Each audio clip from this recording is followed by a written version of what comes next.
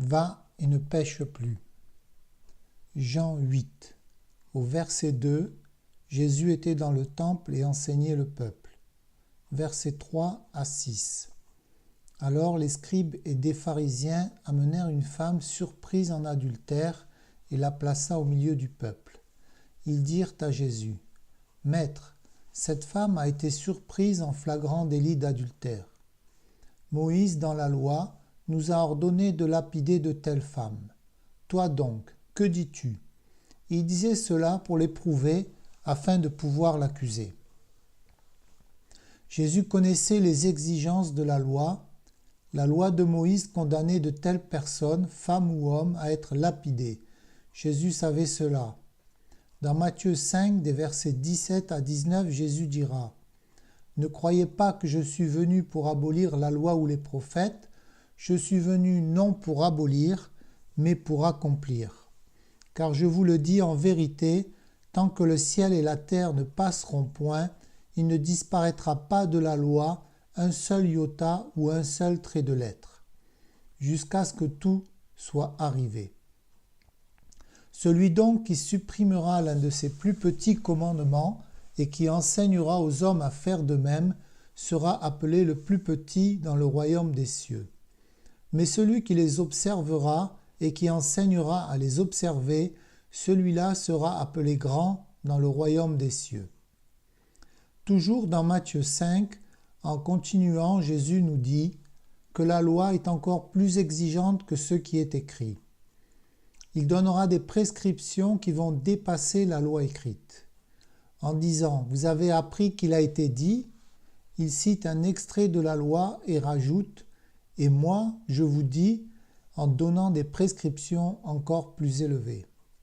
Il dira par exemple dans le cas de l'adultère, Matthieu 5, versets 27 et 28, « Vous avez appris qu'il a été dit, tu ne commettras point d'adultère, mais moi, je vous dis que quiconque regarde une femme pour la convoiter a déjà commis un adultère avec elle dans son cœur. » Ces exigences sont vraies, justes et bonnes, et elles montrent aux hommes leur péché ou leur corps de péché qui les rend incapables d'obéir à Dieu. Romains chapitre 3 versets 19 et 20.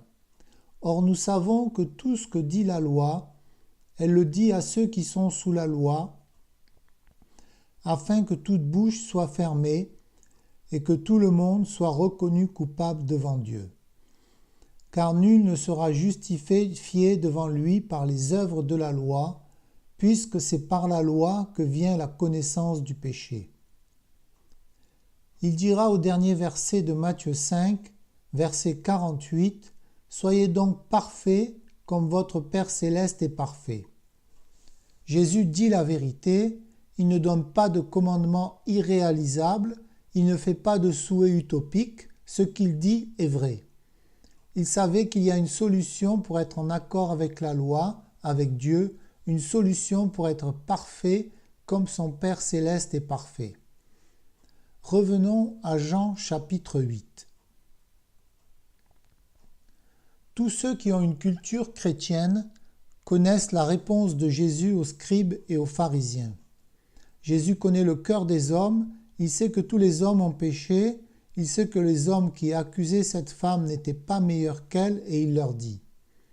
Jean chapitre 8 verset 7. « Que celui de vous qui est sans péché jette le premier la pierre contre elle. » On connaît la suite de l'histoire, Jean 8, 9.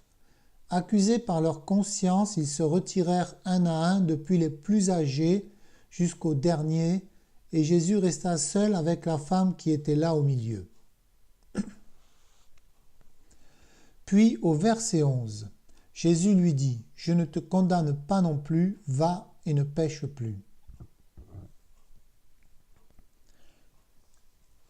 Jésus est la vérité, il ne fait pas de vœux pieux, ni de promesses creuses, quand il parle, c'est la vérité. Quand il dit à la femme adultère « va et ne pêche plus », il sait que cela est possible. Dans Matthieu 5, comme dans Jean 8, on voit qu'il y a la loi, les commandements que les hommes à cause de leur corps de péché sont incapables de suivre entièrement, malgré que ceci soit juste, bon et obligatoire si on veut plaire à Dieu, et Jésus qui nous dit « Soyez donc parfaits comme votre Père céleste est parfait » et encore « Va et ne pêche plus ». D'un côté, une loi impossible à suivre, entièrement pour un homme né d'Adam, et de l'autre, Jésus nous dit « Fais-le, c'est possible ».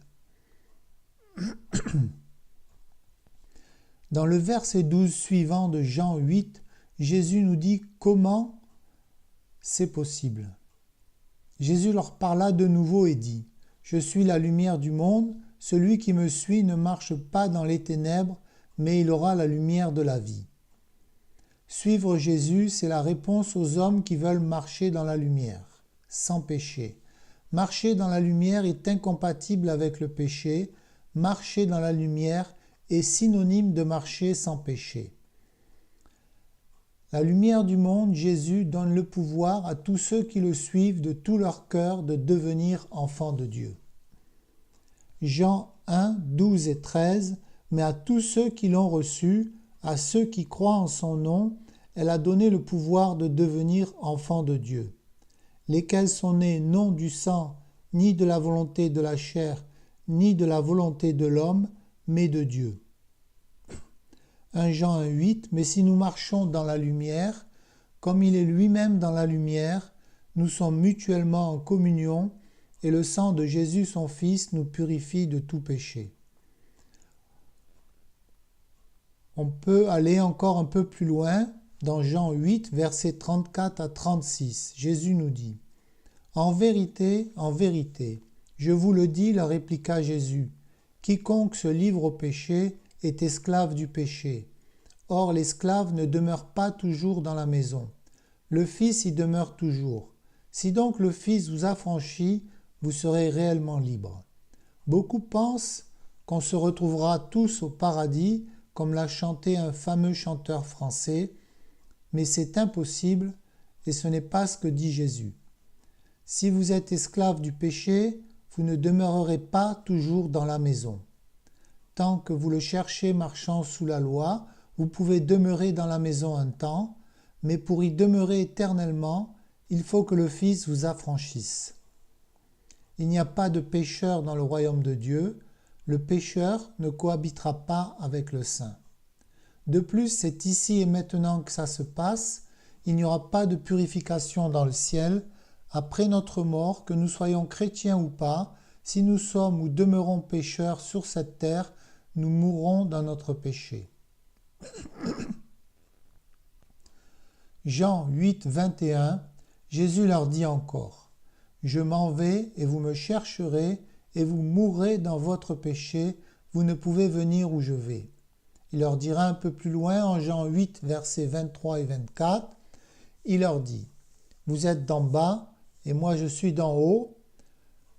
Vous êtes de ce monde, moi je ne suis pas de ce monde. C'est pourquoi je vous ai dit que vous mourrez dans vos péchés. » Pour aller où Jésus va, il faut que nous soyons aussi d'en haut, c'est-à-dire nés de Dieu, comme cité un peu plus haut dans Jean 1, 12 et 13,